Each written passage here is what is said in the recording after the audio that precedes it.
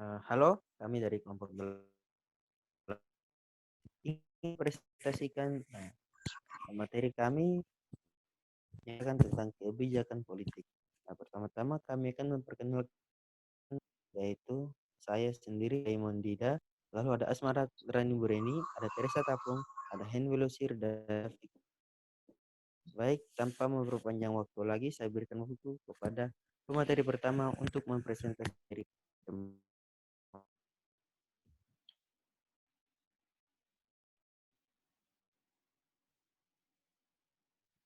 Baik, saya akan menjelaskan materi pertama mengenai pengertian kebijakan politik. Politik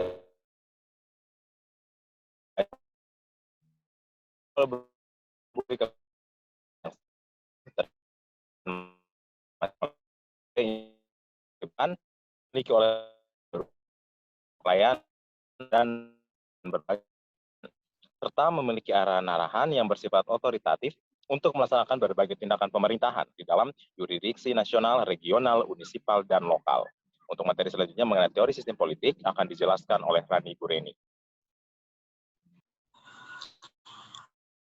Baik, terima kasih Kak Hen. Kebijakan publik dipandang sebagai respon sistem tuntutan yang muncul dari lingkungannya. Oleh karenanya, teori untuk menganalisa perubahan dalam suatu sistem politik yang kemudian akan menghasilkan kebijakan yang berbeda. Perlu digarisbawahi bahwa semua mengenai pergantian kepemimpinan, namun tidak secara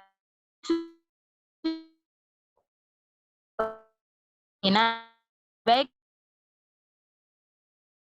Yang pertama, politik terdiri atas institusi dan aktivitas yang saling berkaitan dalam masyarakat, yang membuat alokasi otoritatif dan nilai-nilai yang mengikat masyarakat.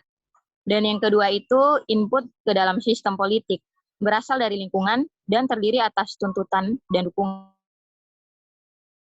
Terdiri dari sistem politik, mencangkup undang pengadilan, dan lain-lain. Dan yang keempat, feedback, menunjukkan bahwa output atau kebijakan publik yang dibuat pada satu saat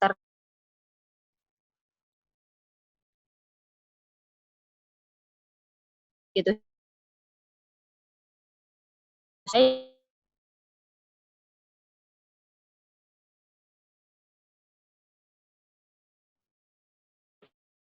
Ada kelompok ini digunakan untuk menjelaskan pengaruh suatu kelompok terhadap proses perubahan kebijakan. Hal ini bisa diterapkan misalkan pada kelompok teknokrat, kelompok Siloviki, ataupun kelompok liberalis negara Rusia yang pada akhirnya dapat mempengaruhi kebijakan baik dalam maupun luar negeri. Teori kelompok ini ada karakteristik, diantaranya adalah kebijakan publik merupakan produk dari perjuangan kelompok. Kemudian yang kedua, interaksi dan perjuangan antara kelompok adalah kenyataan sentral dari kehidupan publik, kehidupan politik. Kemudian yang ketiga, kelompok adalah sekumpulan orang yang mungkin atas dasar sikap atau kepentingan yang sama. Dan yang terakhir, konsep utama dalam teori kelompok adalah akses. Teori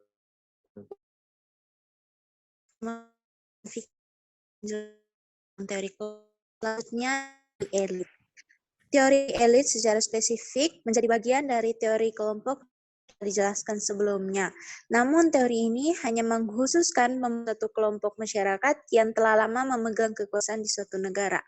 Misalkan saja kelompok masyarakat kelas atas yang memegang kekuasaan di negara Venezuela hingga akhirnya digantikan oleh kebijakan Presiden Hugo Chavez. Ada beberapa poin terdapat dalam teori elit ini. Yang pertama, kebijakan publik dipandang sebagai pencerminan nilai dan referensi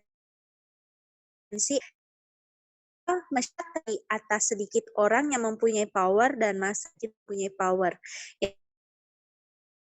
Masyarakat harus dan memelihara stabilitas dan menghindari revolusi. Yang keempat, mempunyai konsensus terhadap nilai-nilai dasar dan sistem sosial dan pelestarian sistem. Yang kelima, perubahan dalam kebijakan publik akan bersifat inkremental. Dan yang kelima, pada masa lanjut terhadap teori hal ini, kebijakan politik sebagai keputusan dari aktor politik yang bertindak rasional untuk memaksimalkan kepuasan mereka. Yang kedua, aktor politik dipandu oleh kepentingan pribadi dalam memilih rangkaian tindakan untuk kemanfaatan terbaik bagi dirinya. Misalkan saja pemilih memberikan suara untuk partai dan kandidat yang terbaik memenuhi kepentingannya. Dan yang ketiga, self-interest birokrasi mengarahkan mereka untuk memaksimalkan budget instansinya karena budget yang lebih besar merupakan sumber power, prestige, dan pers, serta high salary. Keseluruhan jabaran di atas sebenarnya tidak menutup kemungkinan untuk menggabungkan dengan memberikan pembatasan yang jelas mengenai variabel yang akan digunakan dalam pembahasan. Sekian materi presentasi dari kelompok 8, saya serahkan kepada moderator. Ya, itu tadi materi dari kelompok kami tentang kebijakan politik. Untuk waktu dan perhatiannya, saya mengucapkan terima kasih.